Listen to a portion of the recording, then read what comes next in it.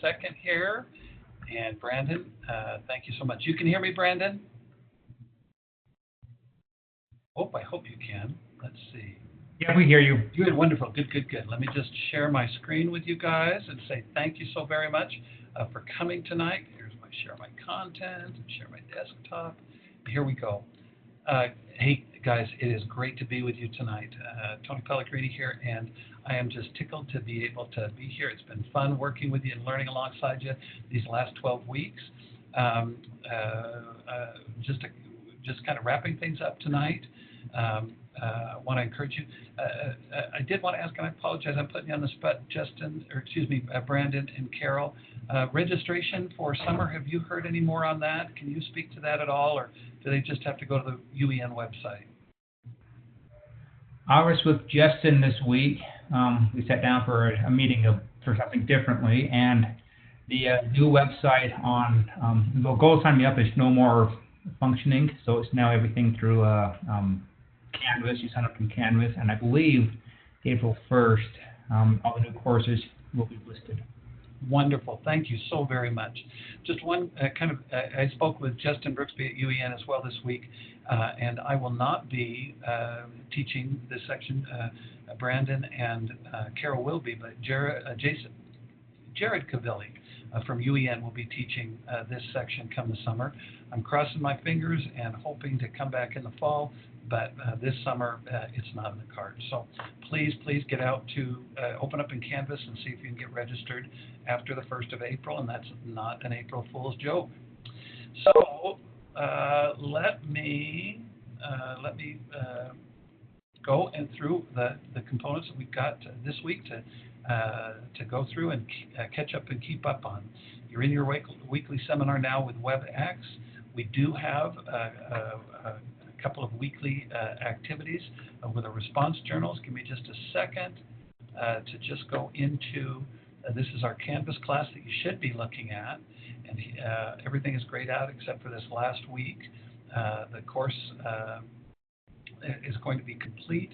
We've got an online portfolio that's due in week 12, and thank you to many of you in my class. I don't know, Carol and Brandon, how it is in yours, but many of my learners are getting those in early, and I appreciate you so very much.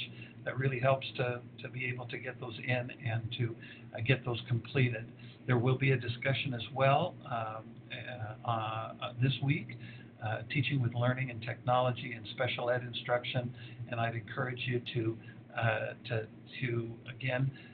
take a look at that particular theme. I've given you some links associated with a technology toolkit that you should have a technology tool belt now that with many tools that you can use. I know you're not all special educators, but if you're in a classroom at some point, you're going to bump into a special ed student, and these technology tools in your tool belt, I think, will be very helpful for you to be able to engage with your learners, whether they're special ed or not, and the parents who support them. So there will be this week just the online,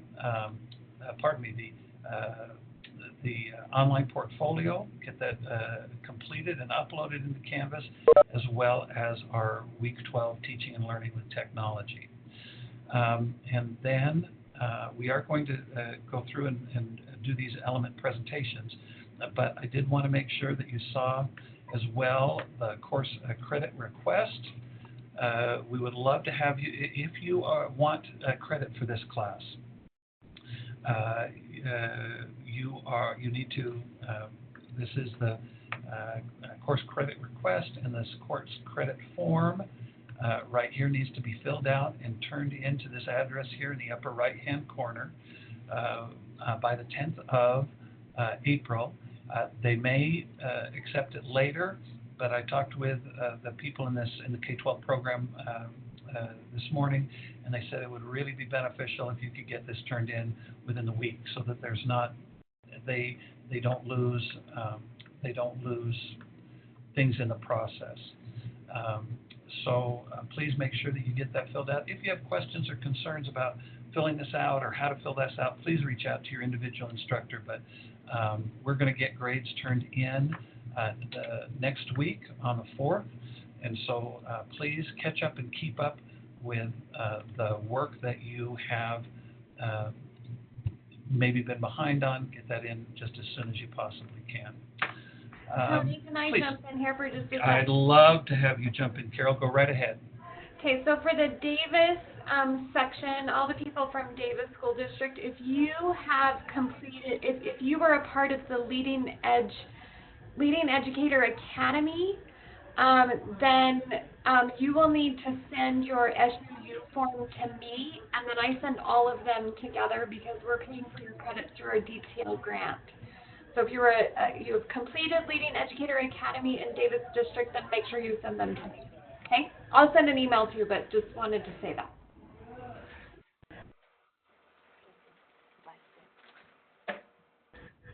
Tony, I think you're muted.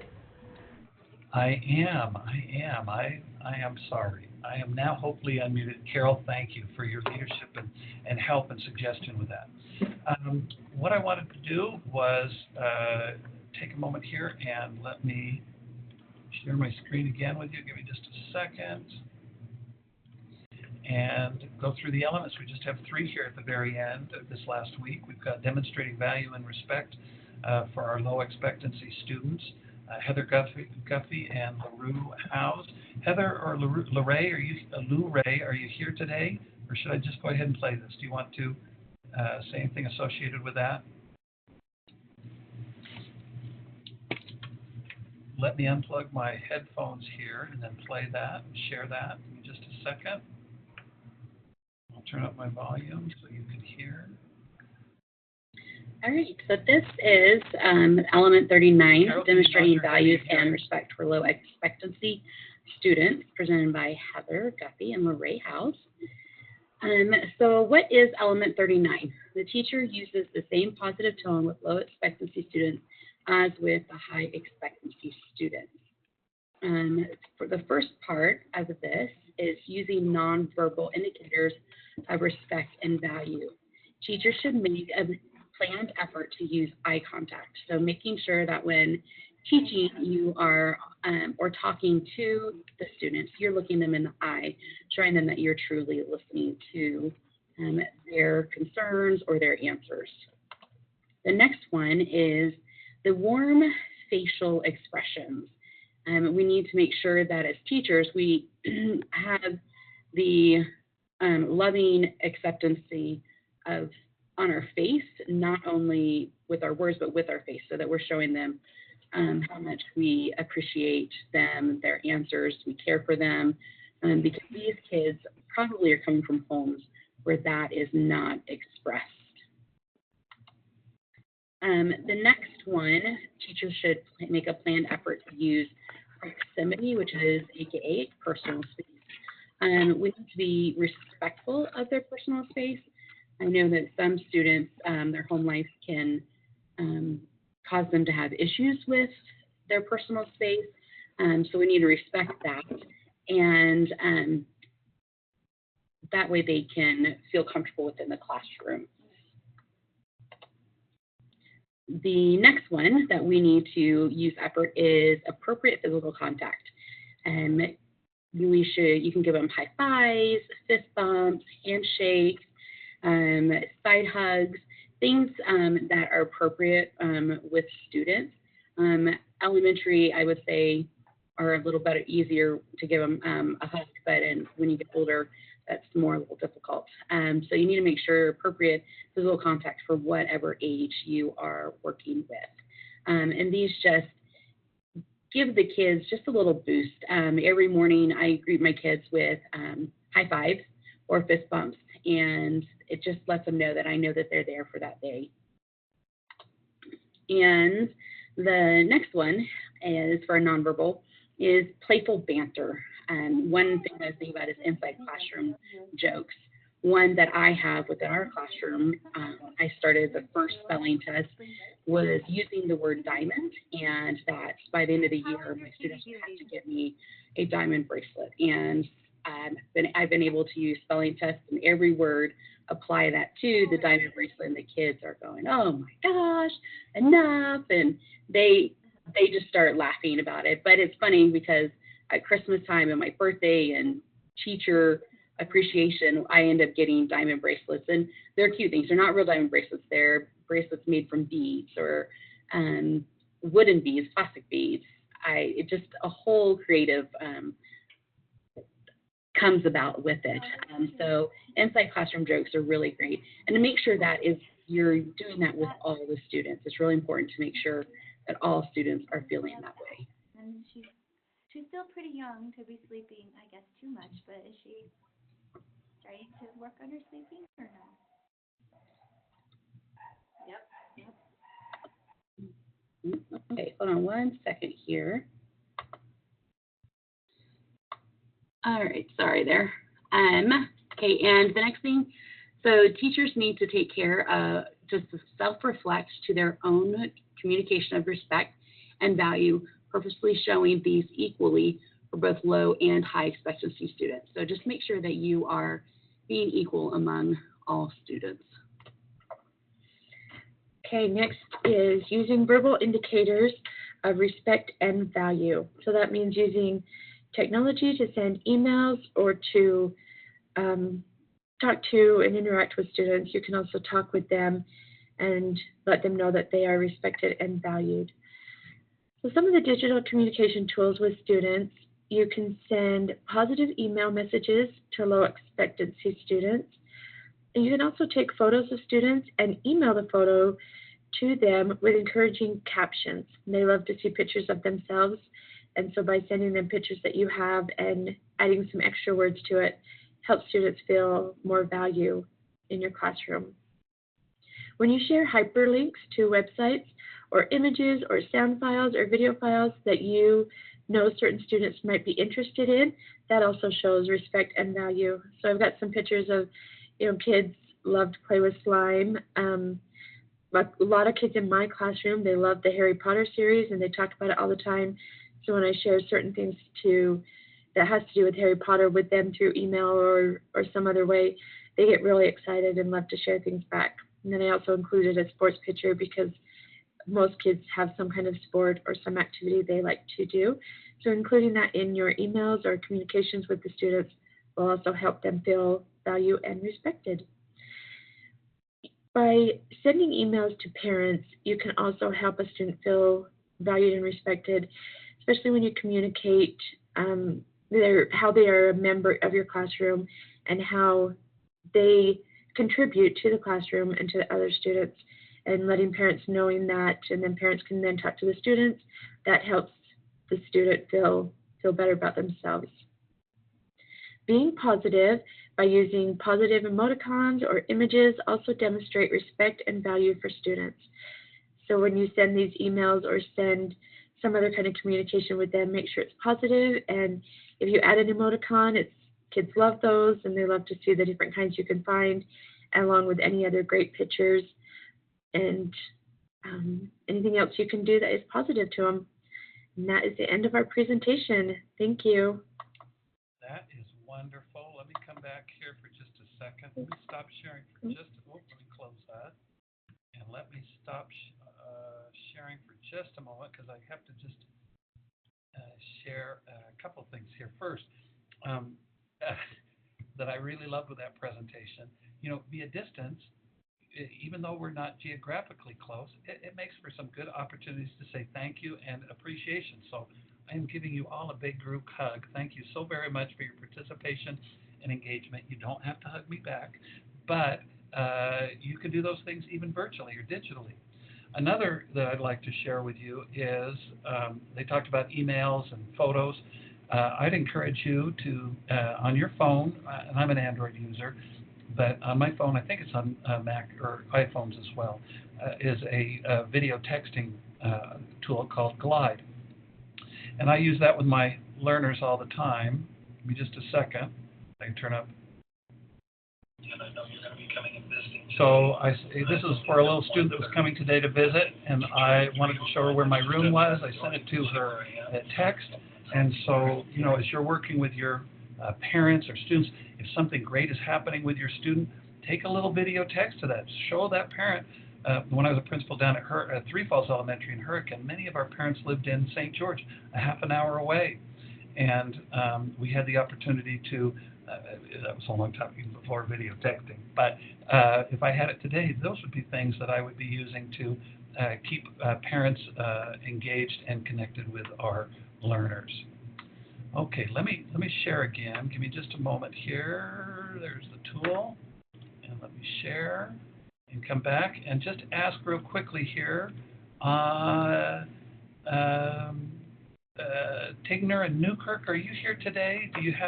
Did you want to do a presentation? I didn't get something in the mail. And I don't want to ignore you if you're here. We'll figure something out with them later. The next one I have is probing for incorrect answers with low expectancy students. And so let me open that up and turn that on. Give me just a second.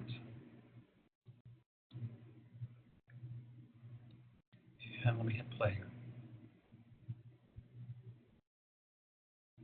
Wow, zippin'. No audio. Tony, I'm here. Apologize. Please forgive me. Please forgive me. Let me come We back just here. to the slides, but I'm here live today. Well, you're going to be our voiceover. Is that fair enough? That'll work. You click me, Jessica. You say, Tony, next slide. And I promise I'll click, and it's all yours, miss. Go right ahead. All right, great. We had probably incorrect answers with low expectancy students. So first slide on there should be there. Sorry, it's got lots of text on there. But the low expectancy versus high expectancy is really what we're focusing on.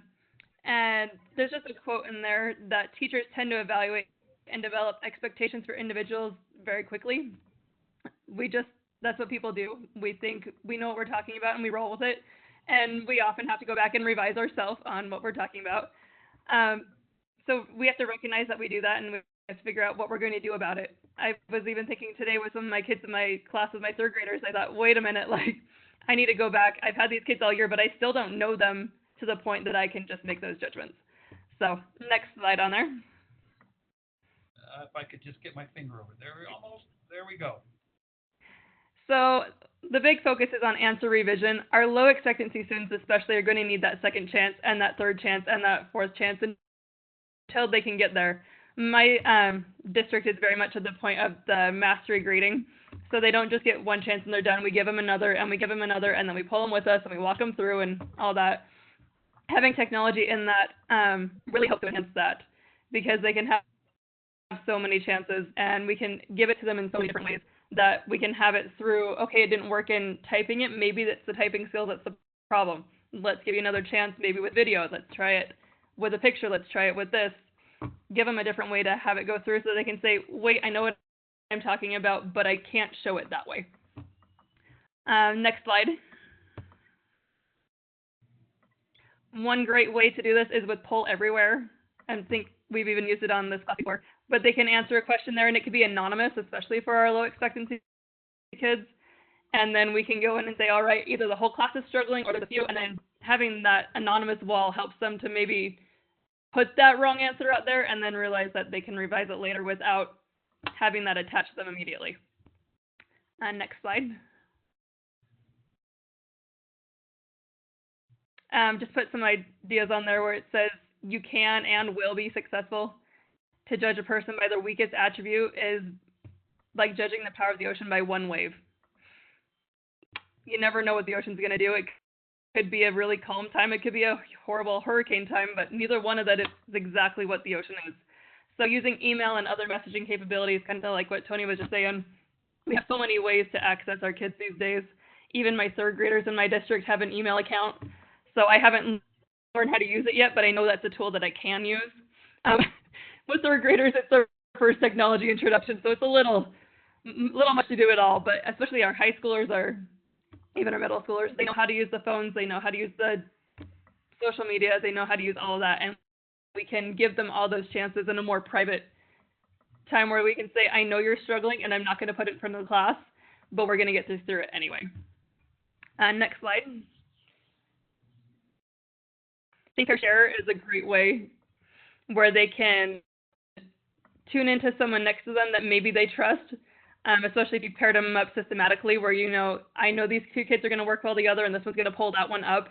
We do dyad reading in my school, and we always do that at half the class list and split it so that way you have a very strong with the not so strong and they can walk each other through. And that's one way that's less techy, but it's very important for our kids. Next slide. You can even pose those incorrect answers. I do it all the time with my third graders where I know they're probably all tripping up. I'll say 2 times 7 equals 18, and they all go, wait, no! And the kids that haven't quite mastered it yet, that were like, yeah, or turn around and going, oh, wait, maybe not. But it's nice for them to see that even the teacher might do things, and that way it also masks myself when I do things wrong. Then they don't know as much, because I do it on purpose, too. You don't have to call them out on their individual errors. Doing more class responses and things like that lets them see it's okay. Even the kids that you think are always right aren't always right. And just letting them know that failure is a part of learning. And next slide. Some other technology you can use, dot storming, Wakelet, Scrambler, Padlet. Padlet's one that I've been introduced to lately, and I really like the format, and I need to be learning about it more. Is that our last slide, or is there another one? I can't remember. Slide. That is our last slide. Jess, all right, great job. Thank you so very much. Good work, Miss Jess. Just a couple of things. I love that concept of not yet. Are we there yet? Are we there yet? Not yet, but we're getting there. We're getting closer. And with this last slide, oh my goodness, this is why we encourage you to everyone to share with their neighbors. You need to get involved with this technology program because there are so many. Half of these I'm not familiar with. I need to get out and continue to do more, and there's more coming each week. So, Jessica, thank you so very much for a job well done. Appreciate you very much.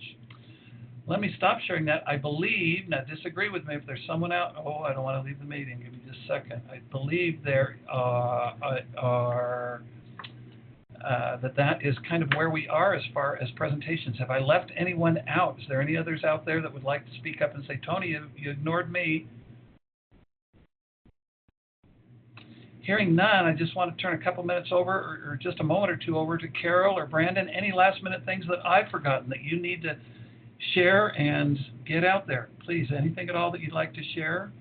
Well, the online registration is open right now. It's in the chat, the direct link to the summer courses. So the 50/20 class is listed. That would be Jared Kravili's course. So if you're in the Davis cohort or the Q's cohort, wait till you get our links that we will send you directly to be in our section. But it is in the chat. So go to the chat and you can see what courses are being offered this summer. And I'm glad you brought that up because there was a little bit of switching around the first 2 or 3 or 4 weeks, and it all worked out well. But but wait if you can. But don't feel that if you start with Jared in the summer and you're really supposed to be with Carol, they can work it out. I promise you. Carol, anything else that you have that you want to share? You need to unmute if you do. I'm sorry. Sorry, thought I unmuted. Thank you. Davis School District has spring break this coming week. I'm not sure where everybody else is with spring break, but I just wanted people to be prepared that either that's good and you'll get all of your stuff done and turned in, or you're taking a vacation, so make sure you plan ahead so that you don't miss due dates. So just remember to keep up on that and ask your instructors questions if you have questions. Please do. And please reach out. Don't be shy. But yes, we are going to get those grades in a week. So if you have any questions or concerns that you were not brave enough to bring up with us today, please reach out to your instructor via phone, email, and we will get those taken care of. But from my perspective, guys, you've done an absolutely outstanding job. I've been so pleased with the work and effort that you've done. It has been fun this year to see your growth and development. And if any of you, you've heard it before, but if any of you are looking for a master's program, we'd love to help you connect with the courses that you've taken and make them a part of your master's electives. Ci vediamo. Ciao, ciao. We'll see you hopefully next fall or in the classroom. Bye to one and all. I just want to say this is my last class, so thanks for everything. Yes, we appreciate you've been great. You've been great. You're doing wonderfully. Bye-bye, Jess. Thank you. Thanks, everybody. Reach Brandon, out. don't forget to send us the recording, Brandon. We appreciate you. Stop right now.